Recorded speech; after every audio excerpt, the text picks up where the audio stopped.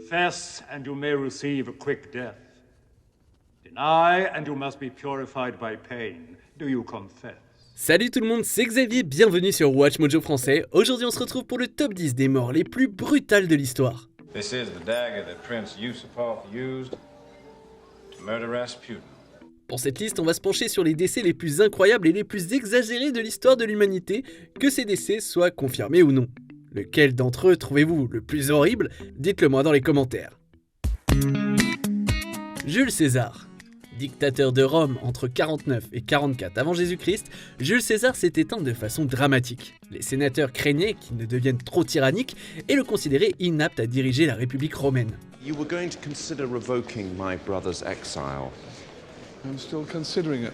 En conséquence, ils ont commis ce qu'ils considéraient comme un tyrannicide et ont tué César dans la curie de Pompée le 15 mars 44 avant Jésus-Christ. César a été poignardé à 23 reprises au total et il est mort d'une importante hémorragie. What are you waiting for?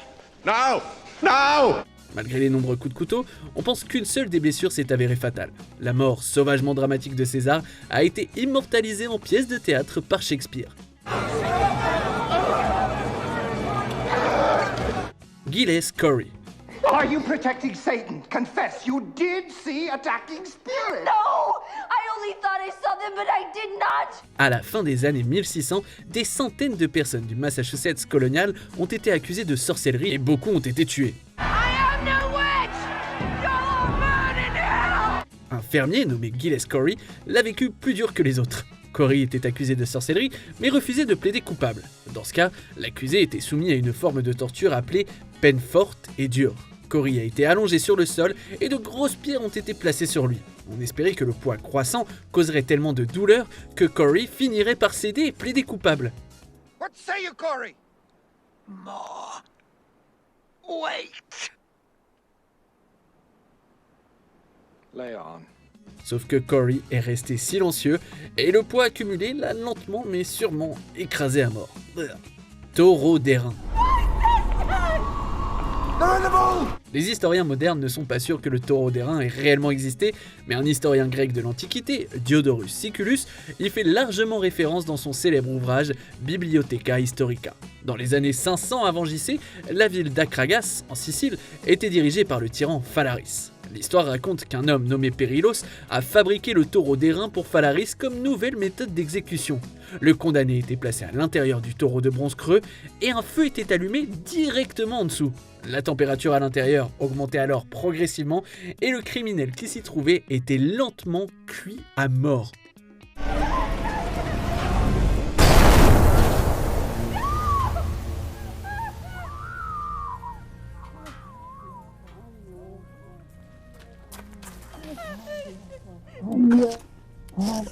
Et l'histoire veut que leurs cris entendus de l'extérieur étaient semblables aux cris du taureau. David Douglas. Célèbre botaniste du 19e siècle, David Douglas a donné son nom au sapin de Douglas, arbre de l'ouest de l'Amérique du Nord. Après avoir traversé le nord-ouest du Pacifique, Douglas s'est rendu à Hawaï où il escaladait un volcan endormi appelé Mauna Kea lorsqu'il est tombé dans une fosse de piégeage destinée au bétail sauvage. Alors qu'il se trouvait dans la fosse, Douglas a été déchiqueté et piétiné à mort par un taureau sauvage. L'affaire est un peu louche parce que de l'argent manquait sur le corps de Douglas après qu'il ait été retrouvé et la fosse dans laquelle il était tombé appartenait à un chasseur local nommé Edward Gurney qui est aussi le dernier à avoir vu Douglas vivant. Tiens. Laurent de Rome.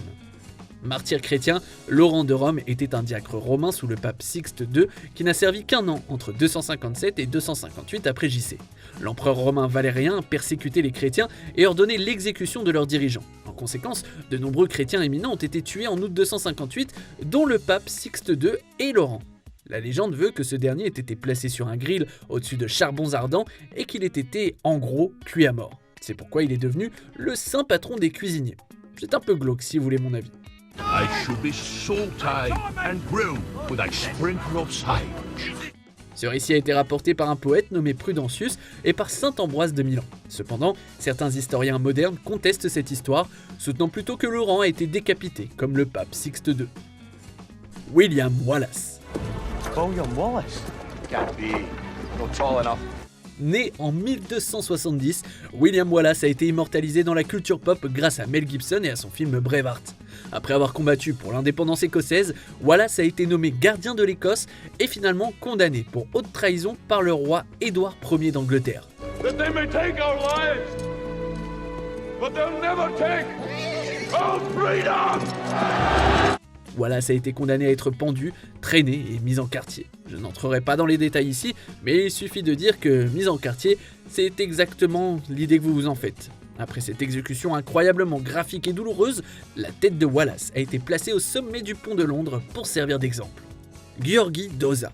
L'Europe médiévale a vu de nombreuses révoltes et de nombreux soulèvements, et György Dózsa, de Transylvanie, était à la tête de l'un d'entre eux. Au début des années 1500, Dózsa a mené une rébellion de paysans contre la noblesse du royaume de Hongrie. Lui et ses soldats se sont bien battus, mais ils n'ont eu aucune chance contre l'armée massive du royaume. Dózsa a finalement été capturé, et son exécution a été conçue pour se moquer de ses ambitions. Il a été placé sur un trône en fer brûlant et forcé de porter une couronne ardente. A crown for king. On l'a ensuite obligé à assister à l'exécution de son propre frère.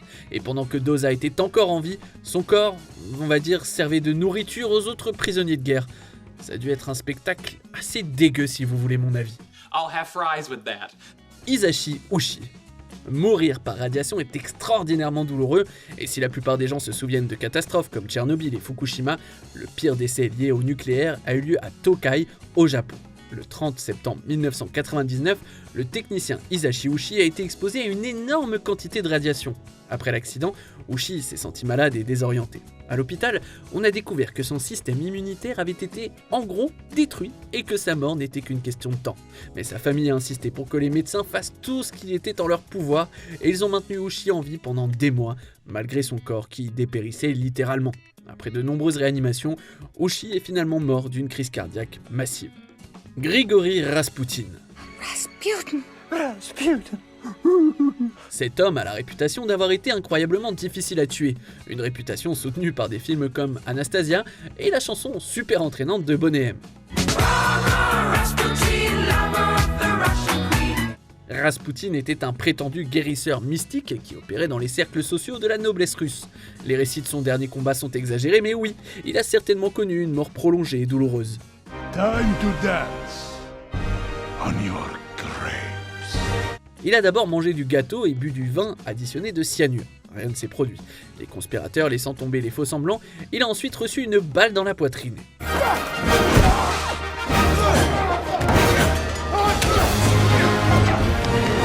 Il s'est effondré, oui, mais il était toujours vivant. Il a fallu 2 autres balles, dont une dans la tête, pour que Rasputin trépasse enfin. Son corps a ensuite été jeté dans la rivière Malayanevka à Saint-Pétersbourg. You said yourself I hit him in the head. Fucking Rasputin, this guy. On arrive presque à la fin. Nous publions de nouvelles vidéos chaque jour, alors avant de continuer, abonnez-vous et activez la petite cloche et les notifications sur téléphone pour ne rien rater. Balthazar Gérard. En mars 1580, le roi Philippe II d'Espagne a offert une récompense considérable pour la tête de Guillaume d'Orange. Guillaume était le chef de la révolte hollandaise contre l'Espagne et l'un des principaux instigateurs de la guerre de 80 ans. Cette récompense a été demandée par un homme du nom de Balthazar Gérard qui a tué Guillaume le 10 juillet 1584. En réponse, Gérard a été torturé et exécuté. Le supplice est bien trop cruel pour être décrit, mais en gros il consiste en des poids de 130 kg, du feu, du marquage au fer rouge, de l'écorchage et des clous bien aiguisés. Gérard a finalement été libéré de sa misère sur la place du marché le 14 juillet après avoir subi ce qui est probablement la pire mort de l'histoire humaine. Que pensez-vous de toutes ces fins tragiques ? Dites-le moi dans les commentaires et checkez ces autres super vidéos de WatchMojo français.